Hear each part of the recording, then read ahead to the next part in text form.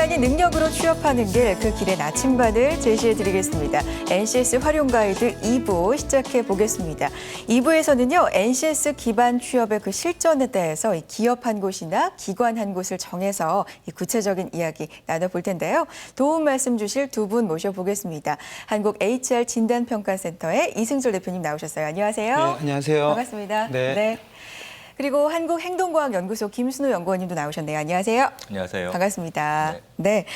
두 분 이렇게 매주 나오셔서 NCS에 대해서 정말 엑기스만을 뽑아서 전해주고 계시는데 사실 초반만 해도 NCS에 대해서 회의적인 시각이 굉장히 많았습니다. 또 다른 사교육을 양상하는 건 아니냐, 뭐 이런 얘기도 참 많았는데 이쯤 시행된 시점에서 한번 짚어볼 필요가 있을 것 같아요. 어떻게 보세요? 사실 뭐 시행 초기다 보니까 여러 가지 혼란이 있을 수 있는데 네. 뭐 추가된 부분이라고 하면 크게 이제 그 직무기술서라는 부분이 있지 않습니까? 우리 그렇죠. 직위태가 나오는 네네. 네, 그런 부분에 대해서 부담을 느낄 수는 있는데 실제 공공기관에서 채용을 하다 보면 그 전에 불필요한 스펙들은 많이 없어졌어요. 실제로 우리 뭐 토익이라든지 해외 연수라든지 이제 그 전에 어떤 취업 준비를 하면 당연시 했던 그런 것들이 올해 들어서 한 반 정도 줄었다고 얘기를 하거든요. 실제로 우리 한전 하지 않았습니까? 그렇죠. 예, 한전 같은 경우도 이제 실제로 어떤 토익 점수라든지 이런 것들을 상당히 많이 낮췄습니다. 그래요. 예. 실질적으로 그렇게 변화가 있군요. 긍정적인 네. 변화가. 연구원님은 또 어떻게 보세요? 네, 저희가 이제 NCS 기반 능력 중심 채용에 관한 얘기를 할 때 네. 그 구직자분들이나 또 주변의 이해관계자분들이 많이 좀 오해를 하시는 부분이 스펙을 아예 보지 않는 제도다라고 좀 이상적으로 받아들이시는 부분이 있는 것 같아요. 네네.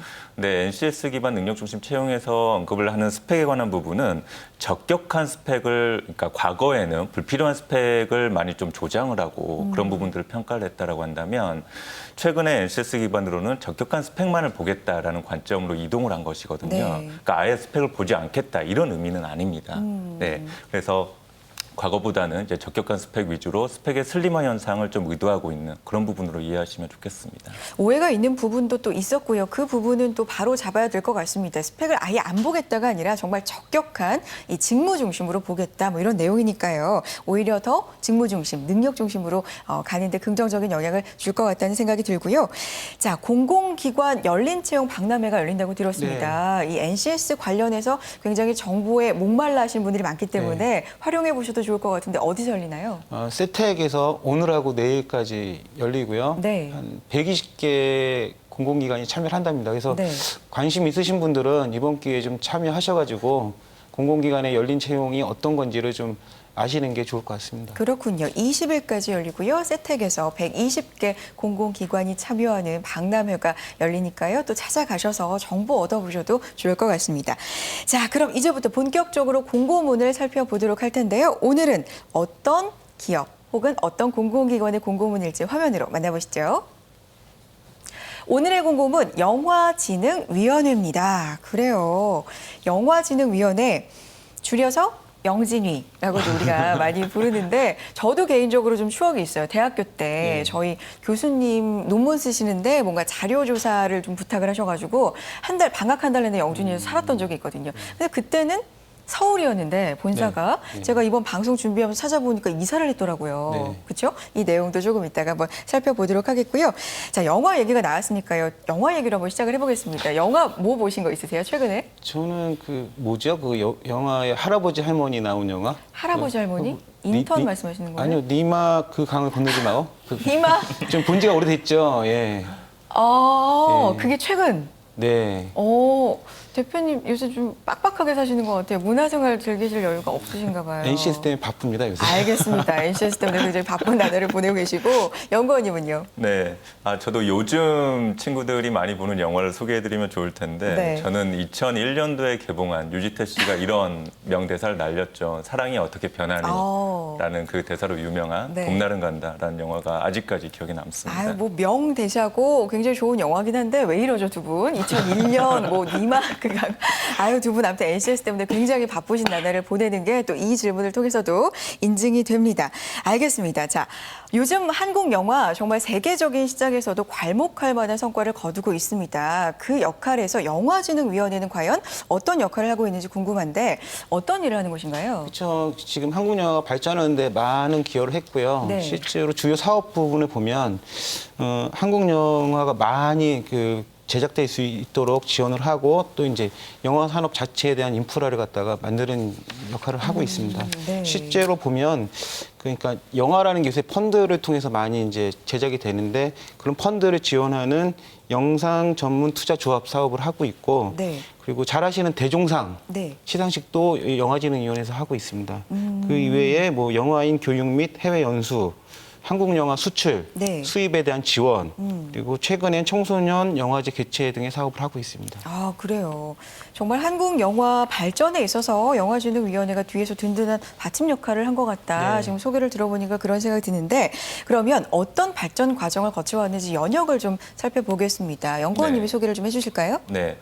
영화진흥위원회는 최초에 1973년도에 영화진흥공사라는 이름으로 창립이 최초에 됐습니다. 네. 예.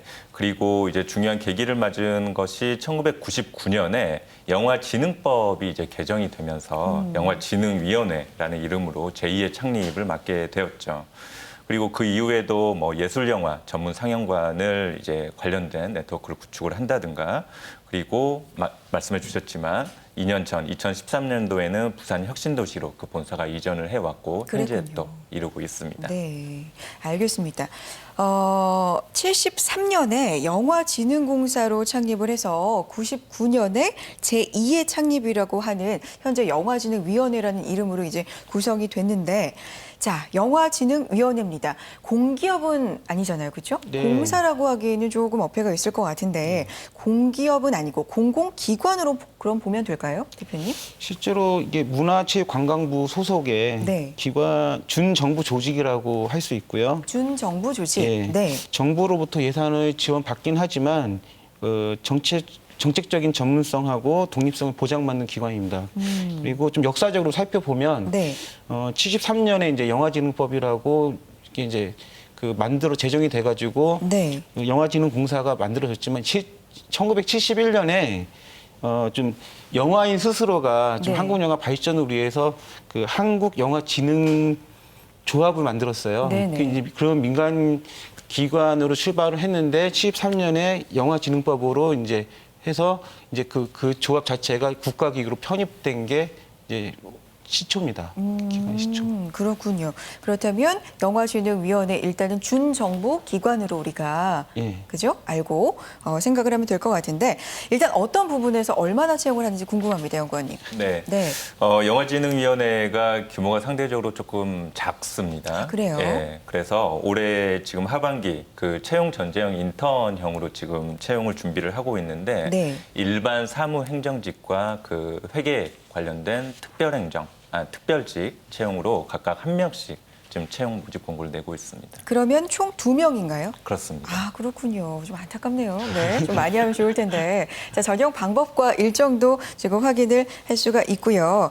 일반 채용, 특별 채용 각 한 명씩 뽑고 있습니다. 일단 채용 전제 인턴 과정이라는 점 알아두시길 바라겠고요. 마감을 다시 한번 알려드리면 11월 26일 목요일까지입니다. 이 저녁 6시까지 온라인을 통해서 접수를 받고 있습니다. 17일부터 시작이 됐고요. 26일 목요일 오후 6시까지 온라인 접수 받고 있습니다. 접수 사이트 또는 영화진흥위원회 홈페이지에 접속해서 직접 입력하시면 되니까요. 또 늦지 않게 지원을 해보셔야 될 것 같습니다. 자, 일반 채용과 특별 채용 각 한 명씩 총 2명입니다. 조금 안타까운 그런 숫자이기는 하지만 또 생각이 드는 게 경쟁률이 이거 엄청나게 치열하겠다. 뭐 이런 생각을 안 할 수가 없습니다. 네. 어떤 사람을 뽑는지 공고문을 통해 한번 알아볼까요? 네, 공고문 보실까요? 일단 그 전에 채용이 일반 채용하고 저희가 특별 채용이라고 돼 있는데 네. 이 채용 분야로 보면 일반 사무직이 일반 채용인 거고 특별 채용이 회계직입니다. 예. 그리고 분류상으로 보시면 대분류는 그래서 경영, 회계, 사무직이 동일하고요. 네. 중분류에서 이제 일반 사무직 같은 경우는 총무 인사를 뽑는 거고 그 특별 채용 같은 경우는 3번의 재무회계를 뽑는다고 보시면 됩니다. 네. 예. 그다음에 그렇군요. 그 주요 사업도 나오고. 사업비 내용 같은 경우는 네. 저희가 보통 NCS에 있는 내용들을 네. 그대로 가지고 와서 작성을 한 거기 때문에 이 다음에 그 우리 김수 연구원님이 이제 어떤 그 능력 단위 요소 설명하실 때 그거 참고하시면 될 것 같습니다. 알겠습니다. 자, 일반 사무직을 뽑고요. 그리고 특별 채용에서는 이제 회계직을 뽑고 있는데 일반 사무직이라고 하면 어떤 회사가 일반 사무를 한다? 이거는 좀 어떤 회사든 비슷한 업무가 아닐까 이런 생각이 저는 들긴 하거든요. 네. 영화진흥위원회 일반 사무기 때문에 좀 더 강조되는 직무가 있을까요? 사실 일반 사무직이라고 하게 되면 네. 말씀해 주셨지만 그 저희가 몇 차례 이제 말씀드린 적이 있는데 일반 사무직에 대한 직무의 특수성 혹은 전문성이 NCS상에서 좀 이렇게 그 상대적으로 기술 분야보다는 전면에 드러나지 않는 것이 현재 지금 추세이고요. 좀 애매하죠. 그렇습니다. 네, 네. 네. 그러다 보니까 영화진흥위원회도 이제 일반론적인 관점에서의 그 사무행정직에 관한 내용들이 기술이 되어 있는데 네. 그 공고문에 보시면 특정한 영화진흥위원회만의 사업 특성이 또 기술이 되어 있어요. 네. 예. 그러니까 뭐 일반적으로 우리가 확인할 수 있는 영화와 관련된 영화 산업 분야에 대한 어떤 그 특수적인 어떤 배경 지식이라든가 이런 부분이 기술이 되어 있어서 그 범용형의 그 사무행정직에서 요구되는 부분도 물론 함양을 하셔야 되겠지만 특정한 부분에 이 영화진흥위원회의 사업 분야에 대한 그 관심도 가지실 필요가 있겠습니다. 알겠습니다. 자, 서류 전형의 핵심 자기소개서라고도 할 수 있겠죠. 넘어가 볼 텐데 어떤 부분에 유의해서 작성하면 좋을까요? 사무직의 자기소개서 같은 경우는 직업기초 능력의 항목을 많이 가져왔습니다. 네. 특히 이제 사무직을 제가 그 자기소개서 문항 보니까 어려운 문항이 2개가 있더라고요. 뭔가요? 조직 이해와 관련된 부분인데 제가 한번 읽어드리겠습니다. 네네. 지원 직무와 연관되어 지원자가 영화진흥위원회에서 수행해야 할 역할과 중요성을 기술하시오. 예, 첫 번째고요. 두 네. 번째는 최근에 국제적인 이슈와 관련하여 본인이 중요하다고 생각한 것을 선택한 후에 영화진흥위원회 업무를 개선 혹은 발전시킬 수 있는 아이디어를 제시하라고 되어 있습니다. 어렵네요. 어렵죠. 네. 예, 이거는 이제 그 우리나라 영화 산업이 이제 해외로 진출하면서 조직 이해 부분에서 이제 국제적인 어떤 감각도 좀 필요하다고 생각돼서 이 부분이 는 것 같고 추가적인 부분은 이제 정보 처리 능력과 또 시간 관리 능력을 묻게끔 돼 있고요. 네네. 참고로 회계직의 경우에는 이런 문제보다는 좀 더 실질적인 그 문제 처리 능력, 정보 처리 능력, 시간 관리 능력, 팀워크 능력들을 이제 자기 기술상에 기술하게끔 되어 있습니다. 그렇군요. 그러니까 나에 대한 분석도 굉장히 중요하고 글로벌 이슈도 중요한데 이 모든 걸 다 영화진흥위원회와 좀 연관을 시킬 수 있어야 되고요. 네. 비전까지 제시할 수 있어야 되는군요. 그렇죠. 네, 어렵습니다. 좀 연구가 필요할 것 같은데 자, 필요, 지식, 기술, 태도. 저희는 통상 지기태라고 네. 불리면서 굉장히 중요하게 생각을 하고 있는데 이 부분에 대해서도 좀 살펴보겠습니다. 연구원님. 네. 네. 그 직무기술서에 나타나 있는 이제 필요 지식, 기술, 태도를 잠깐 살펴보겠습니다. 네. 일반 사무직 기준으로 저희가 자료를 준비를 했고요. 일반 사무직에서는 세부 그 능력, 세부 직무에 따라서 지금 구분을 해놓고 있는데 필요 지식을 보시면 인사, 노무관리, 사무행정 세 가지로 그 나누고 있고 필요 지식 부분만 일단 특징적으로 보시면 인사 부분 같은 경우에는 근로기준법이나 인사 규정에 관한 지식, 네. 노무관리 같은 경우에는 직무 분석, 그리고 사무행정의 경우에는 저희가 예결산에 관련된 또 지식들이 중요하게 다루어지고 있기 때문에 네. 예산관리 지침이나 예산 편성 지침 등을 요구하고 있습니다. 알겠습니다. 자, 앞서서 좀 넘어가긴 했는데 뒤에서 필기시험 문제에 대해서는 저희가 좀 다뤄보겠습니다. 그러니까 필기시험 전반에 대해서 좀 알려주셨으면 좋겠는데 대표님 필기시험을 보죠? 네, 네네. 봅니다. 필기시험은 크게 이제 논술 시험이 있고요. 네. 일반 상식이 있는데 그 상식 부분이 영화, 영상과 관련된 게 40% 정도가 들어가고요. 그래요. 그다음에 NCS 기반의 직무 능력 평가가 있습니다. 네. 40%가 영화 지식도? 예, 일반 상식 그렇군요. 중에 이제 40%가 영화, 영상과 관련된 문항으로 구성되어 있습니다. 알겠습니다. 자, 직무기술서에서 요구하는 지식, 기술, 태도까지 살펴봤고요. 그렇다면 평가 기준도 궁금합니다. 어떤 기준으로 평가를 하게 될까요? 네, 저희가 이제 많은 학생들이 NCS 기반에서 제공하고 있는 직무 기술서를 보시면 네. 무엇을 평가를 할 것인가에 관한 저희가 항상 얘기하는 지기태, 지식, 기술, 태도에 대한 내용은 쉽게 확인을 하실 수가 있습니다. 네. 그런데 이제 또 한 가지 의문을 가지고 계실 부분이 지식이나 기술이나 태도에 대한 부분, 어떤 내용을 평가하는지는 알겠는데 그러면 그것에 관해서 어느 정도 수준을 함양을 해야 되는지, 어느 정도 수준을 갖춰야 되는지에 대한 내용은 사실은 해당되는 그 직무기술서에 나타나 있지 않거든요. 네네. 네, 이 내용을 확인하는 방식을 알려드릴 텐데 그 내용을 보실 때는 저희 공식 홈페이지가 있죠. ncs.go.kr이라고 하는 거기를 들어가시게 되면 능력 단위 요소와 수행 준거라는 부분이 있습니다. 네. 그 수행 준거를 바탕으로 해서 잠깐 설명을 드리겠습니다. 네네. 네, 지금 화면에도 나오고 있는데 능력 단위 요소가 있고 옆쪽에 보시면 수행 준거가 나와 있습니다. 네. 하나만 읽어볼게요. 목표 설정하기라는 능력 단위 요소에 대해서 중장기 목표를 설정하는 데 필요한 노사관계 관련 자료를 수집할 수 있다. 아마도 노무관리 직무에 대한 수행 준거인 것 같습니다. 네. 예. 그리고 두 번째를 보시면 조직의 비전을 구현하기 위하여 노사관계에 영향을 줄 수 있는 자료를 분석할 수 있다. 그래서 저희가 보통 학교 다닐 때 중고등학교 때 학습 목표라는 것을 선생님들이 항상 제시하지 않습니까? 있죠. 보통은 좀 무시하고 넘어가는데 그렇죠. 공부 굉장히 잘하는 분들은 그게 진짜 중요하다고 말하더라고요. 맞습니다. 네. 그러니까 많은 친구들이 수업 시간을 떠올려 보면 항상 선생님들께서 수업 첫머리에 학습 목표를 제시하는데 그거는 그냥 무시하고 넘어가는 경우가 맞아요. 많거든요. 네네. 예, 거기에 해당되는 것이 이 수행 준거라고 볼 수가 있고 이 수행 준거에 대한 내용들을 꼼꼼하게 살펴보시면 내가 해당된 지식, 기술, 태도와 관련해서 어느 정도 수준을 도달해 있어야 되는지, 어느 정도 수준을 함양을 해야 되는지에 관한 정보를 알 수가 있습니다. 네, 알겠습니다. 자, 영화진흥위원회에 대해서 살펴보고 있습니다. 지금 채용전제 인턴을 모집을 하고 있는데 총 2명을 뽑고 있고요. 자, 영화와 관련된 곳이기 때문에 자기소개서에도 아무래도 영화와 관련된 자기 경험을 쓰는 경우가 굉장히 많을 것 같거든요. 네. 뭐 영화 제작에 참여를 했다든지 흔하게 생각을 할 때는 아니면 영화제 굉장히 많잖아요, 요즘에. 영화제에 가서 뭐 느꼈던 영감이라든지 뭐 이런 개인적인 경험을 좀 쓸 것 같은데 이런 게 많이 도움이 될까요? 일단 서류 평가상의 반영을 얼마나 할지 모르겠지만 네. 입사지원서 상의 그 직무 경험 및 경력 기술서 부분하고 그 내용을 쓰는 것들이 있습니다. 그것들이 아무래도 이제 뭐 면접이라든지 뭐 다른 어떤 평가에 있어서는 영화 관련된 어떤 활동을 했다라고 하면은 가점을 받을 가능성이 좀 많을 것 같습니다.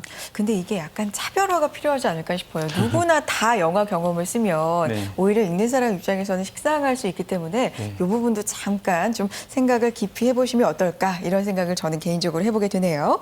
자, 영화진흥위원회 요 몇 년 동안 몇 명을 뽑았나 봤더니요. 세상에 4명을 뽑았습니다. 이 정원 자체가 99명이라고 소개를 해드렸죠. 그렇기 때문에 이 뽑는 인원도 좀 소수인 것 같은데 이번 NCS 기반 채용, 기존 채용과 좀 차별화돼서 어떤 점을 준비하면 좋을까 들어보겠습니다. 대표님 먼저 해주실까요? 네, 이번 NCS 채용이 그전과 좀 다른 점은 이제 그 영화진흥위원회가 일부 NCS 채용을 도입했다는 거고요. 네. 아까 말씀드린 대로 자기소개서 내용에 직업기초 능력의 일부 이제 영역이 들어가 있고 또 직업기초 능력시험, 직무 능력시험을 본다라는 거에 이제 차이가 있다라고 볼 수 있고요. 네.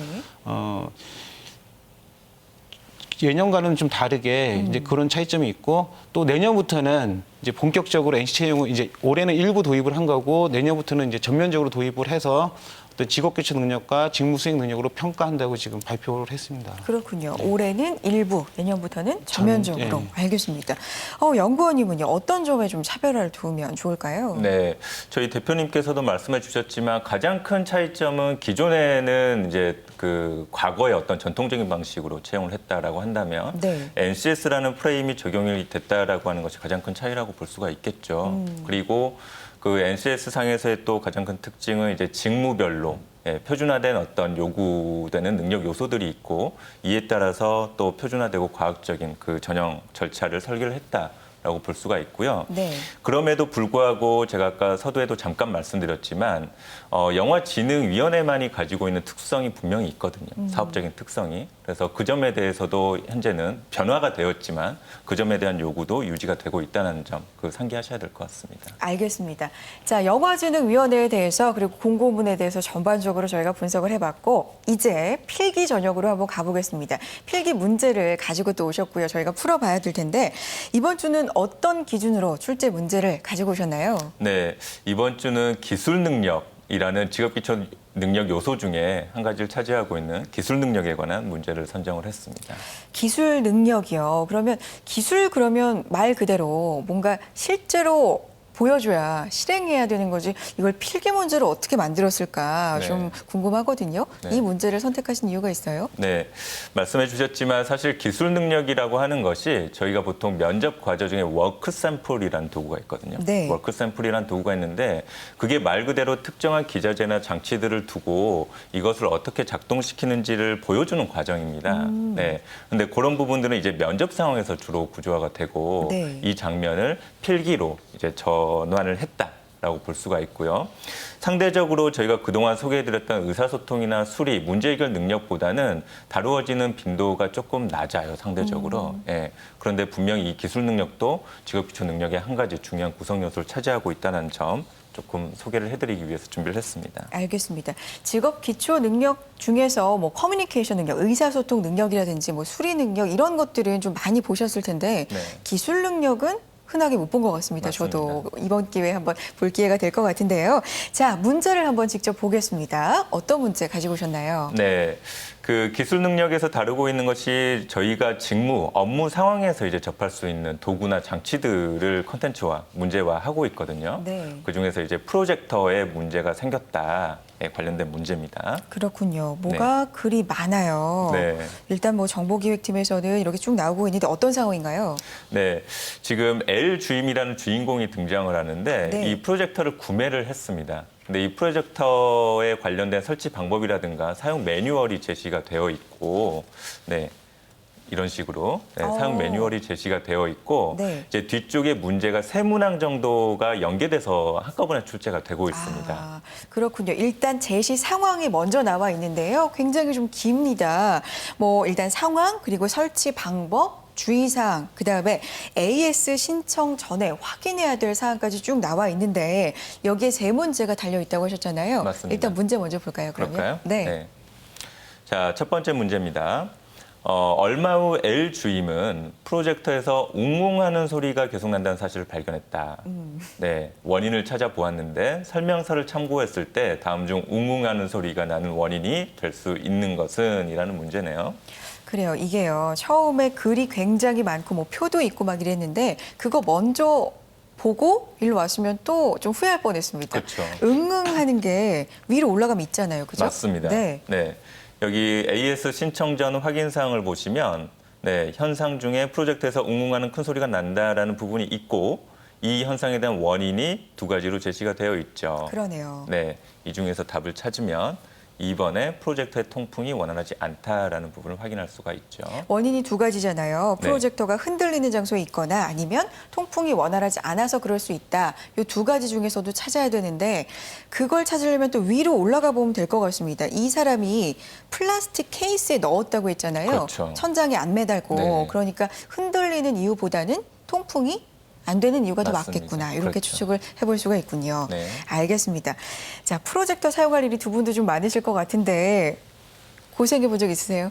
프로젝터요. 네. 네. 사실 저는 그 대학교 때 프로젝터가 많이 떠올라요. 사실 지금 사무실에서 프로젝터를 쓰는 환경은 너무 잘 돼 있거든요. 네, 뭐 천장에 고정형으로 설치를 한다든가 많이 잘 그렇죠. 돼 있는데 대학교 때는 프로젝터가 설치되어 있지 않은 강의실이 많아서 네. 네, 프로젝터를 들고 다니면서 막 설치했던 기억이 나는데 그때 참 고생을 많이 했었죠. 네.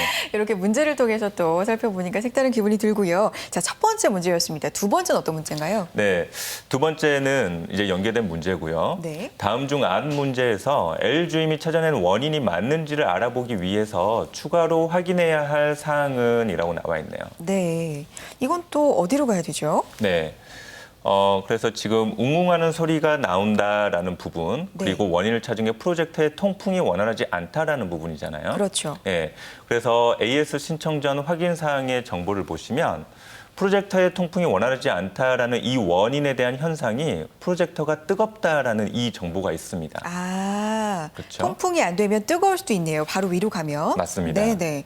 아, 그러면 거기에서 찾으면 네. 답은 2번. 그렇죠. 프로젝터 프로젝터의 본체가 본체가 뜨거운지 만져본다. 맞습니다. 뜨거운지 확인을 좀 해야 되겠고요. 네. 알겠습니다. 자, 그러면 세 번째 문제 보겠습니다. 네.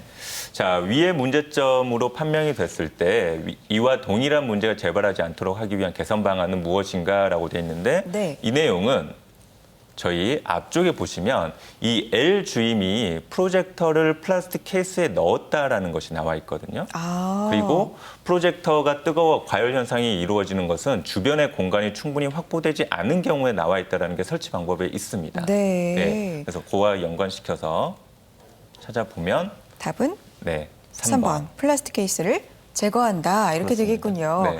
아, 그래요. 뭔가 색다르긴 한데요. 프로젝터 사용법에 대해서 이렇게 문제로 NCS 문제로 또 나오니까요. 색다른데 약간 난이도가 좀 쉽다는 생각이 듭니다. 그렇죠. 네. 기술 능력은 모든 문제가 이렇게 좀 쉬운 편인가요? 네, 사실 기술 능력의 문제들을 보시면 네. 저희가 이제 프로젝터 그 문제 상황을 해결하는 건데 프로젝터의 설치 기사라든가 AS 기사를 뽑는 게 아니거든요. 지금 저희가. 그렇기 때문에 프로젝터에 관련된 뭐 배경 지식이라든가 전문적인 지식을 묻는 문제는 아니고요. 프로젝터뿐만 아니라 모든 그 기자재들이 마찬가지입니다. 네. 저희가 보통 이제 절차적 지식이라고 얘기를 하는데 현상이 있으면 이 현상의 원인을 찾고 원인에 대해서 해결하기 위한 솔루션을 찾는 과정을 절차적 지식이라고 하는데 네. 이에 관련된 문제들이 주로 출제가 되고 그리고 그 해결안을 찾기 위한 정보들이 이미 문제에 나와 있기 때문에 상대적으로는 다른 직업기초 능력 요소보다는 난이도가 조금 낮게 예, 쉽게 출제가 된다고 볼 수가 있겠습니다. 그렇군요. 알겠습니다. 자, 영화진흥위원회 살펴봤습니다. 짧게나마 한 줄로 정리해 보겠습니다. 대표님, 영화진흥위원회는 뭐다? 저는 바늘구멍이다. 바늘구멍 왜요? 네, 취준생 입장에서 보면 한 명씩 선발하는 거 아닙니까? 그러니까요. 아유, 와닿네요. 바늘구멍이다. 이번에도 2명을 선발하지만 여러분에게 정말 좋은 결과가 있었으면 좋겠고요. 연구원님은요? 네, 저는 B급 영화다라고 얘기를 하고 싶은데요. B급 영화 왜요? 네.